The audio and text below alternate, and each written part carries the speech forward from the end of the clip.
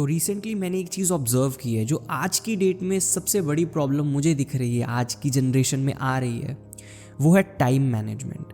हम में से काफ़ी सारे लोग आजकल टाइम मैनेज कर ही नहीं पा रहे हैं अपना। मे बी कुछ काम करने के लिए बैठते हैं, शायद डिले हो जाता है, भूल जाते हैं, या मे बी बिज़ी हो जाते हैं किसी और काम में, जैसे कि इंटरनेट पे रील्स देख रहे हैं, शॉर्ट वीडियोस देख रहे हैं, बातें कर रहे हैं किसी से। तो इन सब चीज़ों के अंदर हम अपना जो रियल काम है उस सबसे भूल जाते हैं, जो अपना रियल मकसद है लाइफ का उससे भटक जाते हैं। तो कहीं ना कहीं यहाँ पर हमें टाइम मैनेज करना नहीं आ पा रहा है अच्छे से। और जब भी हम इस प्रॉब्लम के बारे में बात करते हैं, इंटरनेट पे सर्च करते हैं, तो वहाँ पर मोटा मोटा ना एक ही सोल्यूशन हमें देखने को मिलता है, वो है टाइम शेड्यूलिंग। हर कोई इसी के बारे में बात करेगा कि अपने टाइम को शेड्यूल करना स्टार्ट करो, ये ऐसे शेड्यूल करो, वैसे शेड्यूल करो। बट मैं अगर आपसे एक चीज़ दिल से पूछूं, सच में पूछूं, मैंने भी ट्राई किया टाइम शेड्यूलिंग करना, बट ये कितनी बार रियल लाइफ में वर्क करता है एक्चुअल में। जब भी मैं पर्सनली टाइम शेड्यूलिंग करता हूँ या जिनसे भी मैंने पूछा है कि वो टाइम शेड्यूलिंग उन्होंने की है, तो एक्चुअल में होता क्या है कि वो टाइम शेड्यूलिंग तो कर देते हैं, बट मे बी वो टाइम शेड्यूल से 2 या 3 दिन तक स्टिक रह पाएंगे अपने पूरे शेड्यूल तक, मे बी 1 हफ्ता 2 हफ्ता, बट उसके बाद वो दोबारा अपनी रूटीन में वापस कहीं ना कहीं खींचे चले आते हैं, बाय हुक और बाय क्रुक, चाहे वो चाहें चाहे वो ना चाहे, बट वो अपनी रूटीन में वापस कहीं ना कहीं आना शुरू हो जाते हैं इसी टाइम पीरियड के दौरान। तो मुझे ये ऐसा लगता है कि ये कोई लॉन्ग टर्म सोल्यूशन तो नहीं होगा।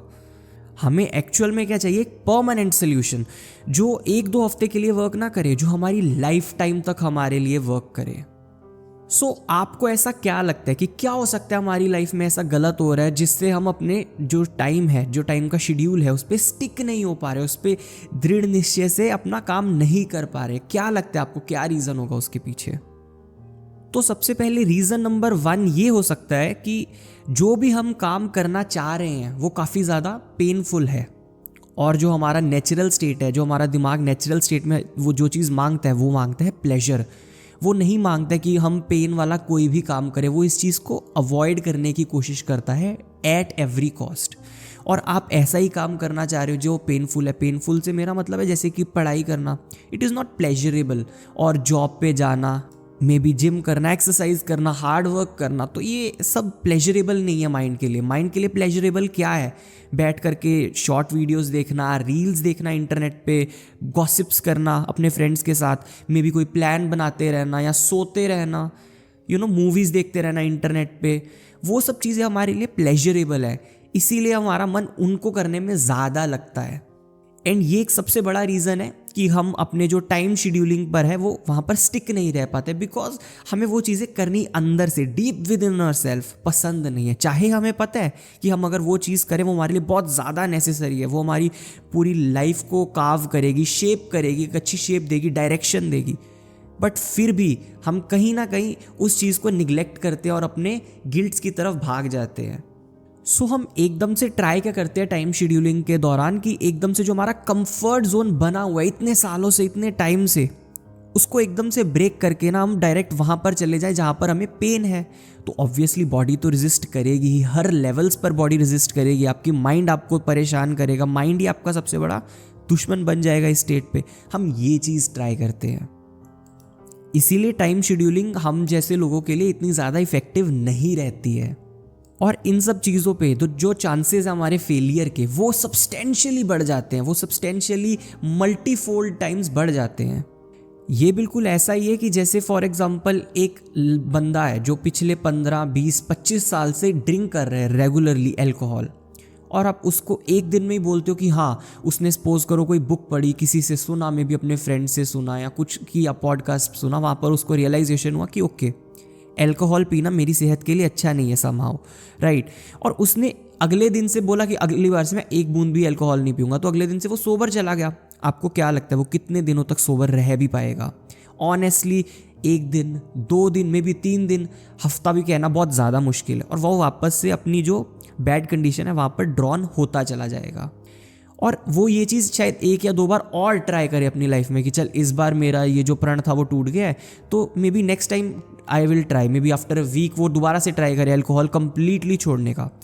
1 या 2 बार, मे बी 3-4 बार अगर वो ये चीज़ का ट्राई करे और वो उन ट्राइज में अगर फेल होता चला जाए, तो ऐसा नहीं होता कि उसके अंदर से कॉन्फिडेंस ही चला जाता है कि शायद मैं कुछ कर भी पाऊंगा कि नहीं।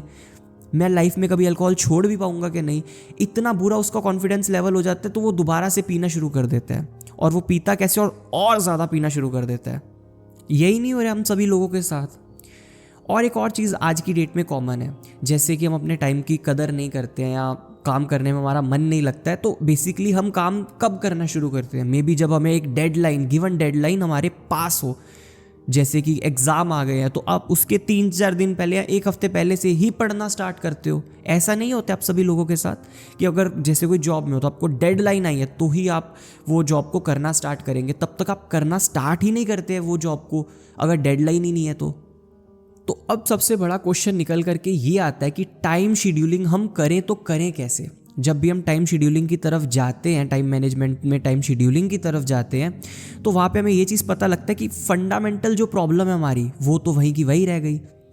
क्या हो कि कुछ ऐसा हो जाए हमारी लाइफ में कि जो भी हम काम करना नहीं भी चाहते वो भी हम ईजीली कर पाए, वो भी हम पीसफुली कर पाएँ, वो भी हम एक ब्लिस के साथ कर पाएँ, जो भी हम काम नहीं करना चाहते बट हमें अंदर से डीप विद इन पता है वो नेसेसरी है करना। तो इसके में भी 2 मेथड्स हो सकते हैं। एक पहला मेथड तो है मजबूरी। अगर कोई इंसान मजबूरी में है तो उसको तो ये वीडियो देखने के लिए बनी भी नहीं है, उसके लिए वीडियो बनी भी नहीं है, वो कैसे ना कैसे करके अपना काम कर ही लेगा।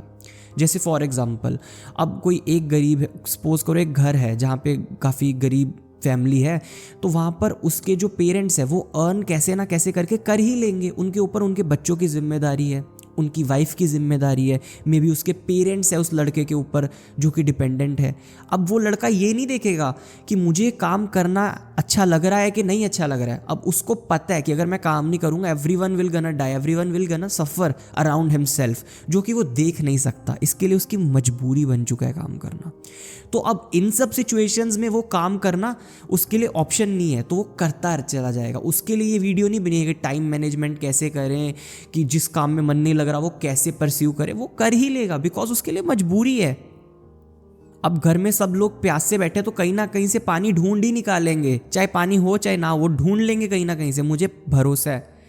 बट एक्चुअल में रियल लाइफ में अगर हम गौर से देखें तो इस सिचुएशन में 99% ऑफ द लोग इंडिया के नहीं आते हैं। मे बी 90% लोग, 99 कहना शायद थोड़ा ज़्यादा हो जाएगा, 90% लोग हम इस जोन में नहीं आते हैं। हम किस जोन में आते हैं? हम उस जोन में आते हैं जहाँ पर कहीं ना कहीं हमारे पेरेंट्स इतना अर्न कर पा रहे हैं कि हमारा खाना पीना सेफ है, हमें कोई चिंता करने की ज़रूरत नहीं है, हमारे छत पे शेल्टर है, छोटी मोटी जो हमारी नीड्स है मे बी वो भी हम फुलफ़िल कर पा रहे हैं। तो हमें काम करना ज़रूरी क्यों? बेसिकली हमारा काम करना इसीलिए ज़रूरी है बिकॉज हम एक लेवल की फ्रीडम चाहते हैं अपने लाइफ में। वो गोल है सिर्फ हमारा, कोई मेजर गोल नहीं, कोई ऐसा नहीं है कि यार ये करना ही करना है अचीव। काफ़ी लोगों के मन में होता है कि हाँ हम ये अचीव करेंगे, बट वो कहीं ना कहीं प्रोक्रास्टिनेशन उसको टेक ओवर कर लेता है। तो जिसके पास ऐसी सिचुएशन हो, जिसके पास ऑलरेडी सब कुछ है, मतलब मेजॉरिटी ऑफ द जो बेसिक नीड का रिक्वायरमेंट है वो उसकी कंप्लीट हो रही है, उसकी फैमिली फुलफिल कर पा रही है, तो अब वो क्यों अपना हार्ड वर्क करे, क्यों ऐसा काम करे जो उसको करना पसंद नहीं है।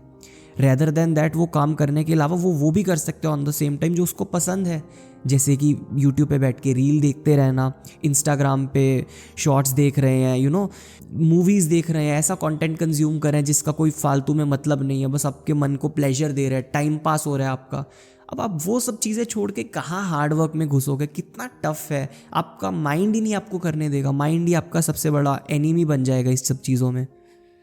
तो क्या अब आपको सच में प्रॉब्लम की डेप्थ समझ आई कि क्यों एक्चुअल में आप हार्ड वर्क नहीं कर पा रहे, क्यों आप एक्चुअल में अपने शेड्यूल पर स्टिक नहीं रह पा रहे, क्यों आपको ये सब वीडियोस देखने की ज़रूरत है?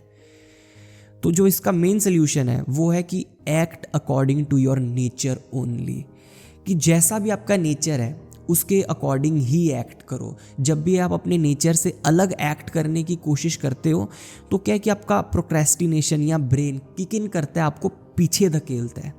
और जब भी आप अपने नेचर के साथ वर्क करने की कोशिश करते हो तो क्या करते हैं कि आपका जो ब्रेन है या आपकी बॉडी है, जो आपकी हर चीज़ें हैं, वो आपको मोटिवेट करती हैं और ज़्यादा इसी काम को करने के लिए। तो ये सोल्यूशन है इस चीज़ का बेसिक सा।